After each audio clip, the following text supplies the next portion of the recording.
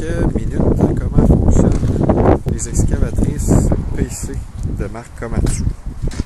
Ici on a une PC35, que ce soit une PC18, une PC27 ou autre, ils fonctionnent tous de la même manière. Ici on a le compartiment moteur. Sur les plus petits modèles, dans le compartiment moteur, c'est par là qu'on met le diesel. Le bouchon est environ ici normalement. Sur la PC35 et les plus gros modèles, on ajoute le diesel à partir du côté droit de l'excavatrice. Ici. Depuis le bouchon, vous pouvez ajouter le diesel par ici. Maintenant, on va aller à l'intérieur de la cabine. Je vais vous montrer le fonctionnement général des excavatrices. Allons voir comment ce merveilleux jouet d'adulte fonctionne. Alors, une fois à l'intérieur, les commandes de démarrage sont situées à votre droite. Vous avez ici la clé. Vous tournez vers la gauche. Ça vous permet de chauffer le moteur par temps plus froid quand l'excavatrice est froide le matin. Donc, dépendant de la température, vous pouvez tenir ça pendant 10 à 30 secondes. Là, ça dépend vraiment de la température. Ensuite, vous pouvez démarrer vers la droite comme ça.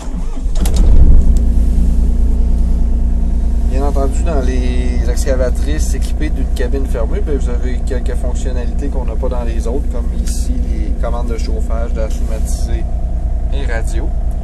Pour ce qui est des autres, pas de cabine fermée, bien, les commandes sont tous pareilles. Avant de démarrer l'excavatrice, ici, dans cette excavatrice-là, c'était évident parce que pour rentrer, on n'a pas le choix de lever le levier de sécurité ici. Par contre, sur les excavatrices qui n'ont pas de cabine fermée, c'est important de se rappeler que pour démarrer l'excavatrice, il faut absolument lever un des deux bras de sécurité. Dans celle-là, il n'y en a pas l'autre côté, mais il faut absolument qu'un des deux bras de sécurité soit levé. Ça désactive toutes les commandes. C'est une question de sécurité. Si le bras est baissé comme ça et que vous voulez démarrer l'excavatrice, il ne se passe absolument rien. En levant le bras comme ça, on retourne de ce côté-ci et c'est parti. Ensuite de ça, il ne reste plus grand chose à apprendre. Vous allez voir, c'est très simple. On a le levier ici, complètement à ma droite, pour le throttle, le levier des gaz. Plus on tire par en arrière, plus le régime du moteur est élevé. Juste à côté ici, on a le levier qui active un petit peu. Il faut baisser le bras pour activer toutes les commandes. Qui active la gratte en avant.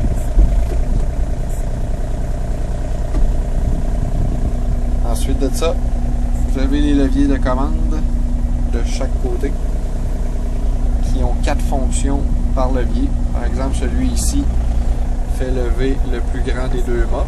Et quand vous fermez vers l'intérieur, vous fermez le bucket vers l'intérieur. Quand vous ouvrez vers l'extérieur, évidemment, le bucket ouvre vers l'extérieur. Ensuite, l'autre manette à votre gauche active le plus petit des deux mâts à l'avant. Quand vous poussez par en avant, vous levez le mât en avant.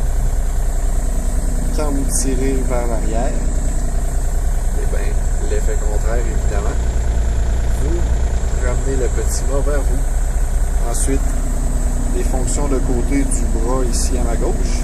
Quand vous tournez vers votre gauche, eh bien, c'est vous qui tournez vers la gauche avec l'excavatrice. Quand vous tournez vers la droite, poussez vers la droite, eh bien, on tourne vers la droite. Ensuite, les deux dernières fonctions de l'excavatrice. Pour pouvoir se déplacer, vous avez les deux bras ici. Chaque bras active une des chenilles. Donc, en poussant vers en avant, on va toujours du côté de la gratte. Donc, si je vous le montre ici, on se met du côté de la gratte. On lève la gratte. Quand on pousse les deux bras égales vers l'avant, on avance. Quand on tire les deux bras vers nous, on recule. si on veut tourner, bien, il suffit de pousser un bras plus que l'autre, puis automatiquement on se trouve à tourner. Donc c'est comme ça qu'on avance et on recule avec une excavatrice. Alors, je crois que j'ai fait le tour. Amusez-vous bien, soyez prudents. Merci.